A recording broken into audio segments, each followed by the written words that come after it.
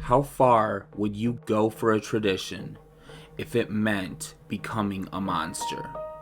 I'm Dre, and this is the Midnight Hour.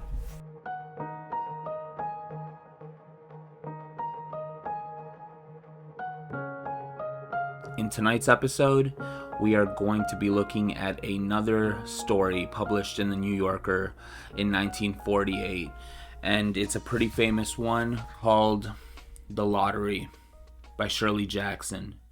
Now, this is a haunting story, and it basically has this way of creeping up on you. It starts off incredibly quiet, quaint, in this charming small town, small village. There is one post office, there is one bank, probably only one school, and all the people gather in the city square. And basically, that's where this lottery is to be held. Now, the whole time, you don't really know what the winner of the lottery is going to receive.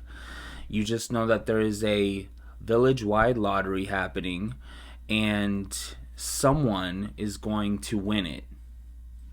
Now, the story then goes into certain aspects of different families in the town, the person running the lottery itself called Mr. Summers, just little things here and there to really get you acquainted with the people's mentality of the village. Finally, it's time to draw names. And they do draw names, and it comes out that a certain family has won the lottery, or at least the first phase of it, called the Hutchinsons. Now, the Hutchinsons will have to draw for their own family, and it turns out that the mother, Tessie, wins the entire lottery.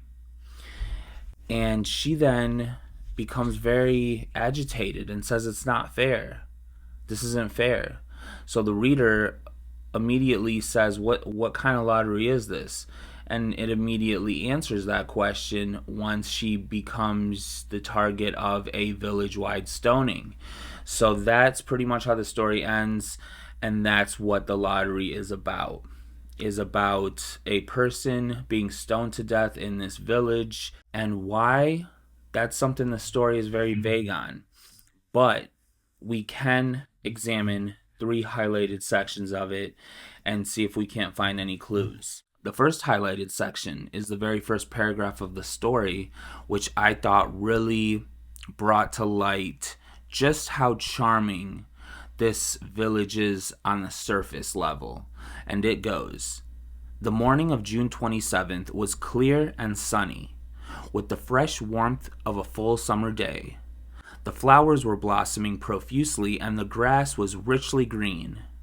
The people of the village began to gather in the square, between the post office and the bank, around 10 o'clock. In some towns, there were so many people that the lottery took 2 days and had to be started on June 26th.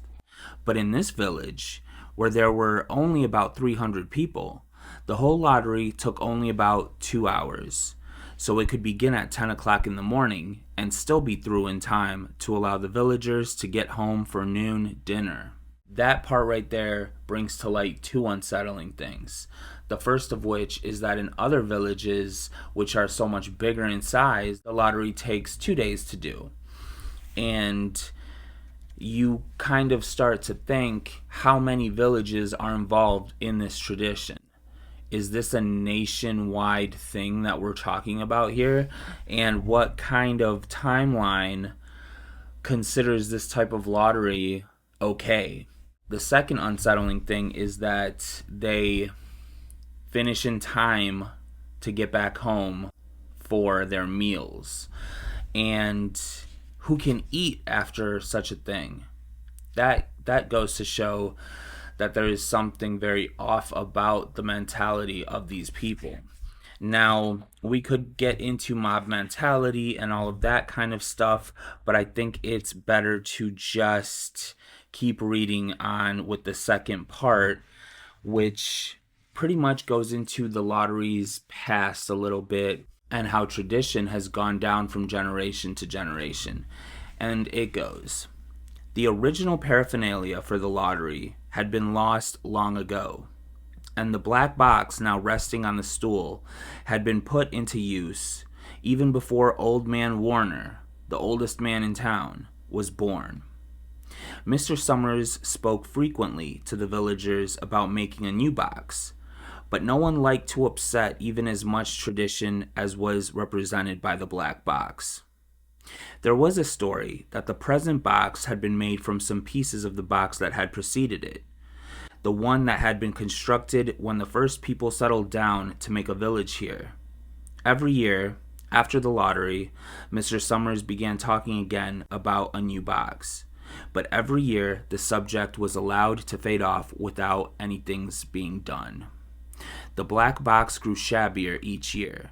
By now, it was no longer completely black, but splintered badly along one side to show the original wood color, and in some places faded or stained. How long has this tradition been going on for? That's the scary thing. That's the scariest thought of this story, I think. How long have we been stoning people based off of pulling little pieces of paper out of a box? So again, this story really moves at a snail's pace in terms of an anxiety-provoking type of dread that you feel toward it. Until the end. Until the last few paragraphs, you don't really know exactly what's going to happen, and you don't know whether or not you should be alarmed or not. But let's look at the third and final piece of this story, and it's right after we find out that the mother of this family has drawn the piece of paper that indicates she has won the lottery, and it says, Bill Hutchinson went over to his wife and forced the slip of paper out of her hand. It had a black spot on it, the black spot Mr. Summers had made the night before with the heavy pencil in the coal company office. Bill Hutchinson held it up, and there was a stir in the crowd. All right, folks, Mr. Summers said, let's finish quickly. Although the villagers had forgotten the ritual and lost the original black box, they still remembered to use stones. The pile of stones the boys had made earlier was ready. There were stones on the ground with the blowing scraps of paper that had come out of the box. Mrs. Delacroix selected a stone so large that had to be picked up with both hands, and turned to Mrs. Dunbar. Come on, she said. Hurry up. Mrs. Dunbar had small stones in both hands, and she said, grasping for breath, I can't run at all. You'll have to go ahead, and I'll catch up with you. The children had stones already, and someone gave little Davy Hutchinson a few pebbles. Tessie Hutchinson was in the center of a cleared space by now, and she held her hands out desperately as the villagers moved in on her. It isn't fair, she said. A stone hit her on the side of the head. Old Man Warner was saying, come on, everyone. Steve Adams was in the front of the crowd of villagers with Mrs. Graves behind him. It isn't fair, it isn't right, Mrs. Hutchinson screamed, and then they were upon her. So I don't know how obvious it comes off, but they gave the mother's smallest child, Davy Hutchinson, a pile of pebbles to throw at his own mother. Now that right there shows you this mob mentality of this village is so incredibly deep and runs so thick throughout this town that they do not question this tradition whatsoever. This happens every year on June 27th, like clockwork. And if it doesn't happen, I believe their crops don't grow or something just isn't right with the town at that point. It's almost like a sacrifice, but still, it is so disturbing on so many levels that family members will go against each other and will literally stone each other to death for this tradition. Now, to answer the introduction's question, what if a tradition would make a monster out of you? Would you continue doing it? And my personal thing is, of course not. I don't care how deep the tradition is. If it turns me like subhuman, if it puts me and pits me against loved ones, that is so out of my ability to comprehend it that it just isn't up for debate. I just feel like if it makes me a monster, it's not worth doing. I don't want to be like tossing and turning at night even more so than I already do. I need to get a good night's sleep. This would not help me in that situation. So that's where we're at with this story.